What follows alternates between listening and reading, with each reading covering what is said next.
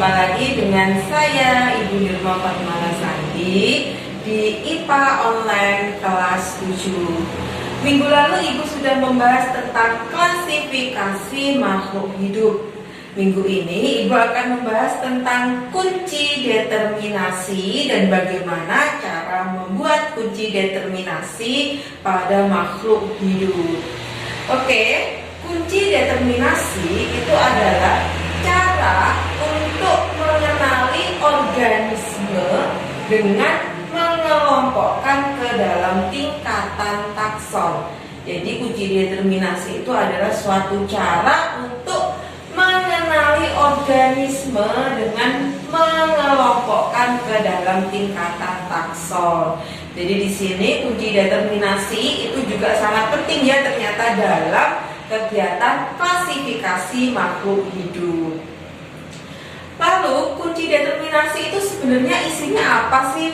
Kunci determinasi itu adalah berisi uraian ciri-ciri makhluk hidup yang disusun berurut mulai dari ciri umum hingga ciri khusus untuk menentukan jenis makhluk hidup. Jadi di sini kunci determinasi itu berisi uraian-uraian ciri makhluk hidup ya, mulai dari ciri-ciri umum sampai ciri-ciri yang khusus. Jadi ciri-ciri makhluk hidup ternyata banyak sekali gitu. Nah, hal-hal yang harus diperhatikan di dalam kunci determinasi adalah yang pertama, yang paling penting adalah kunci harus dikotom. Dikotom itu apa sih? Dikotom itu adalah lawan kata. Harus ada lawan katanya. Contohnya akar tunggal, lawan katanya adalah akar serabut seperti itu. Kemudian banyak percabangannya banyak. Lawan katanya adalah tidak ada percabangan. Itu ya misalkan batang. Kemudian daun, ciri-cirinya daun, ada daun menyirip, ada daun sejajar. Jadi ciri-cirinya itu harus ada lawan katanya. Kalau ada menyirip berarti ada sejajar, ada akar tunggal, ada akar serabut. Jadi harus lawan kata atau dipotong. Kemudian yang kedua adalah mengetahui ciri-ciri makhluk hidup. Jadi di sini kita harus paham ciri-ciri makhluk hidup yang mau kita kelompokkan atau yang ingin kita buat kunci determinasinya. Misalkan ciri-ciri makhluk hidup itu apa aja? Seperti tadi ya, akar tunggal, buahnya besar atau buahnya kecil, kemudian buahnya itu bergerombol atau tidak bergerombol, ada percabangan atau tidak ada percabangan, seperti itu. Kalau misalkan hewan, contoh ciri-ciri hewan itu ada hewan yang bertulang belakang, ada hewan yang tidak bertulang belakang, ada hewan yang berbulu tebal, ada hewan yang tidak berbulu tebal, kemudian ada hewan yang jumlah kakinya banyak, yang jumlah kakinya sedikit, dan seperti itu. Itu adalah ciri-ciri dari makhluk hidup. Jadi hal-hal yang harus kita pahami dalam membuat kunci determinasi adalah kita paham dikotom dan ciri-ciri makhluk hidup.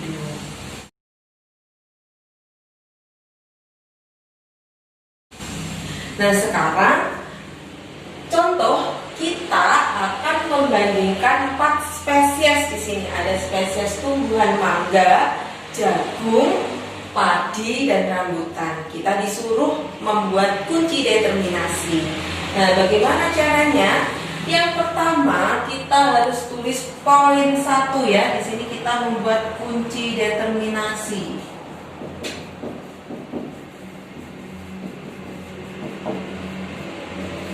Poin yang pertama kita tulis 1A.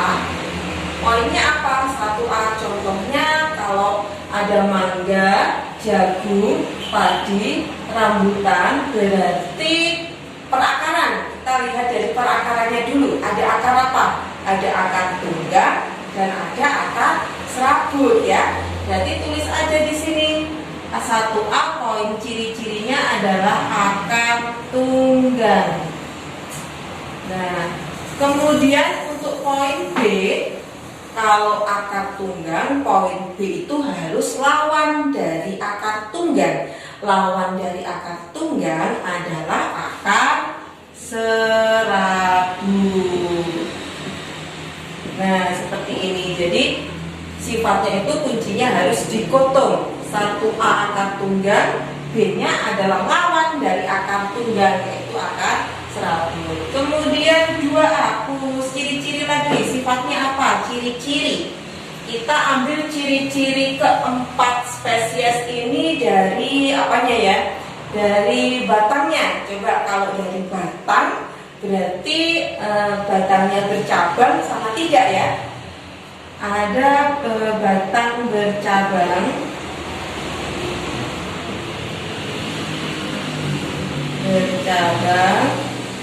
dan batang tidak bercabang. Ini ya, ini ciri-ciri dari tidak bercabang. Jadi kalau poin 2A-nya itu batangnya bercabang, maka yang B itu adalah lawannya atau dikotomnya dari batang bercabang, yaitu batang tidak bercabang.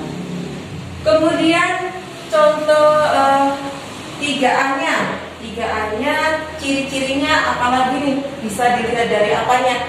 Dari akarnya sudah, dari batangnya sudah. Sekarang mangga, jagung, padi, rambutan itu kan sama-sama memiliki daun ya. Nah, sekarang daunnya apa? Ada daun sejajar. Lawannya apa? B misalkan, yaitu daun menyirip.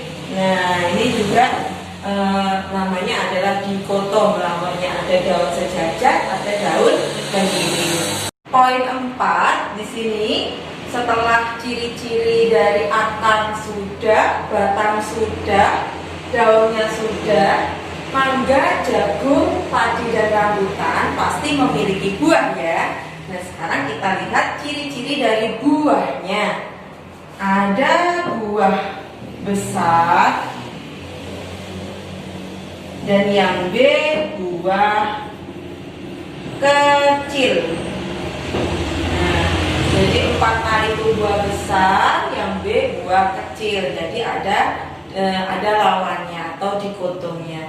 Nah, ini yang namanya dengan kunci determinasi. Sekarang kita simpulkan dari keempat spesies ini masuk ke sifat-sifat yang mana atau ciri-ciri yang mana? Mangga. Aku taruh sini ya. Mangga. Ini tulis kesimpulan ya.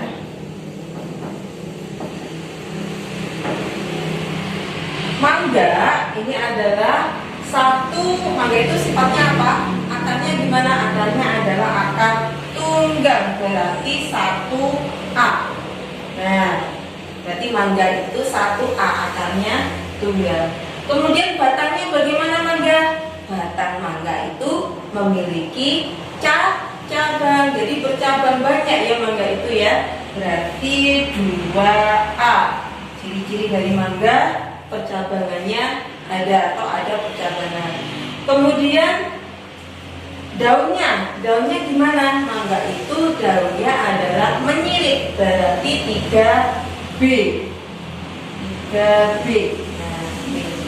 Kemudian ciri-ciri dari mangga lagi, buahnya bagaimana? Buahnya adalah besar, berarti 4A.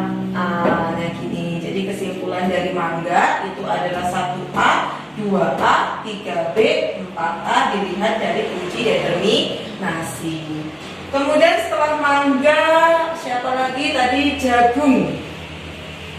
Jagung itu ciri-cirinya gimana? Jagung itu 1B, akarnya adalah serabut, berarti 1B. Kemudian setelah 1B, 2B ya. Jagung tidak memiliki batang, jadi batangnya tidak bercabang, tidak ada percabangan di batang. Kemudian jagung tulang daunnya gimana? Sejajar, berarti 3A. Kemudian buahnya adalah kecil, berarti 4B. Nah, setelah jagung spesiesnya adalah padi. Nah, sekarang ciri-cirinya padi itu akarnya bagaimana? Padi itu akarnya adalah serabut, berarti 1B. 1B. Kemudian batang padi bagaimana? Tidak memiliki percabangan, berarti 2B ya, 2B. Kemudian padi tulang daunnya adalah sejajar, berarti di sini 3A. Buah padi gimana buahnya? Buah padi itu adalah kecil, berarti 4B. Nah, ini ya. Setelah itu spesies dari rambutan ya.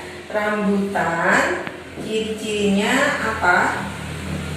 Rambutan yaitu akarnya adalah akar tunggang, berarti 1A ya. Rambutan itu akarnya akar tunggang. Kemudian batangnya bagaimana? Batangnya adalah bercabang, berarti 2A. Kemudian daunnya adalah bertulang daun menyirip, berarti yang 3B. 3B. Untuk buah rambutan itu tergolong dalam buah besar. Kalau dibandingkan jagung dengan padi kan buahnya kecil. Kalau rambutan itu termasuk dalam golongan buah besar. Nah, jadi dari kita membuat kunci determinasi spesies mangga, jagung, padi, rambutan, kita bisa membuat determinasi seperti ini. Kemudian kita bisa menyimpulkan ciri-ciri dari mangga, jagung, padi, dan rambutan. Nah, di sini yang paling penting dalam kita membuat kunci determinasi adalah kita harus paham tentang yang pertama adalah dikotom dan mengetahui ciri-cirinya makhluk hidup. Dikotom itu adalah lawan kata, sifat yang berlawanan kata ya. Kemudian ciri-ciri makhluk hidup itu ada ciri-ciri seperti ini. Contohnya tulang paruh daun sejajar atau menyirip, buah besar, buah kecil. Nah, itu adalah ciri-ciri dari makhluk hidup. Kita harus paham tentang masing-masing ciri makhluk hidup. Sistem klasifikasi 5 kingdom makhluk hidup.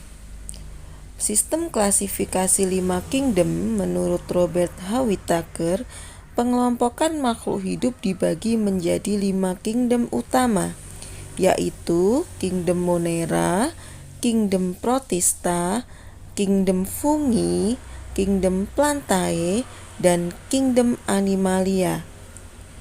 Kingdom Monera ciri-cirinya adalah organisme uniseluler, merupakan organisme prokariotik, tidak memiliki membran inti, organisme yang mikroskopis, alat gerak berupa flagela, berkembang biak secara seksual dan aseksual, hidup di air, tanah, udara, dan dalam tubuh makhluk hidup. Kingdom Monera dibagi menjadi bakteri dan ganggang hijau biru. Contoh bakteri adalah Archaebacteria dan Eubacteria. Contoh dari ganggang hijau biru adalah Cyanobacteria. Yang kedua adalah kingdom Protista.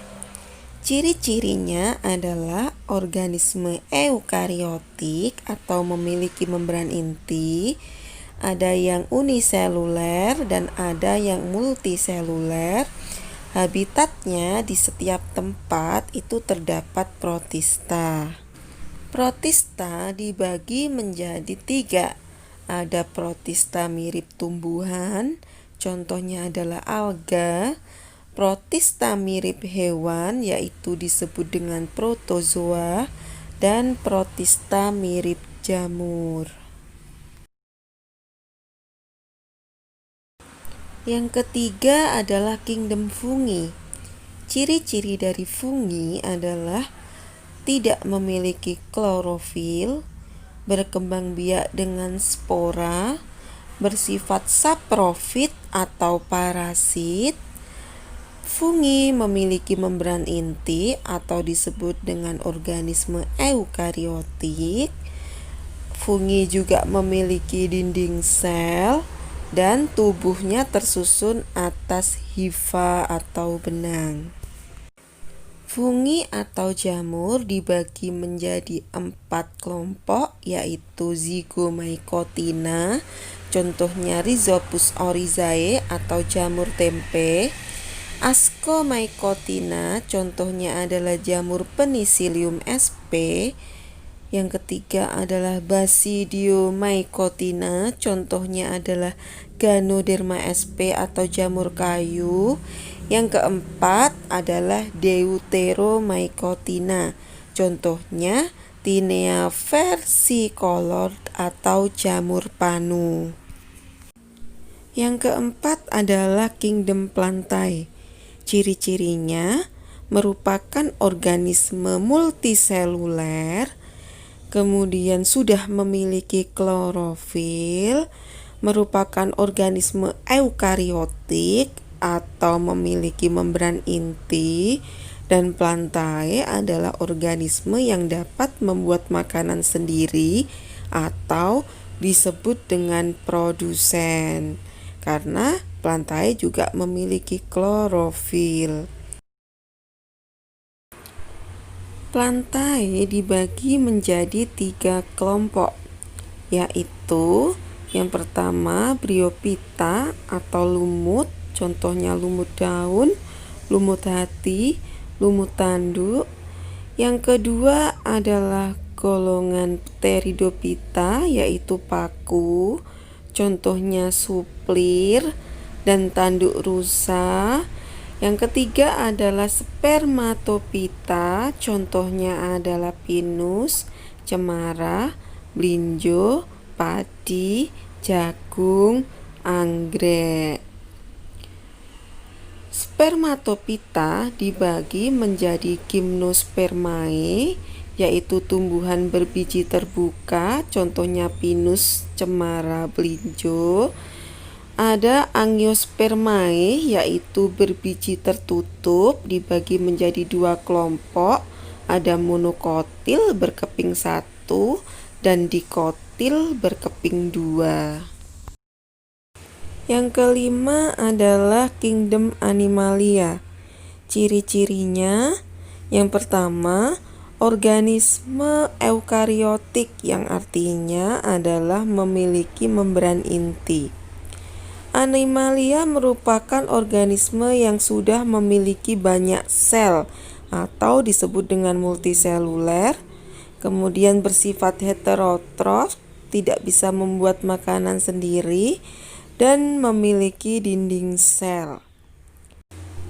Kingdom Animalia dibagi menjadi invertebrata, yaitu hewan yang tidak memiliki tulang belakang, contohnya ubur-ubur, laba-laba, kepiting, dan lintah.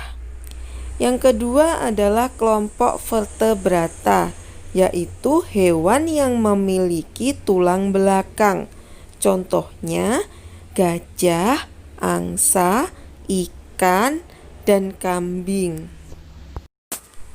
Hewan invertebrata dikelompokkan menjadi porifera, yaitu hewan berpori, Coelenterata, yaitu contohnya ubur-ubur, Platyhelminthes, planaria, kelompok Nemathelminthes, contohnya cacing perut, kelompok Annelida, contohnya lintah, cacing tanah, kelompok Mollusca, contohnya adalah bekicot, dan kelompok Echinodermata, contohnya bulu babi.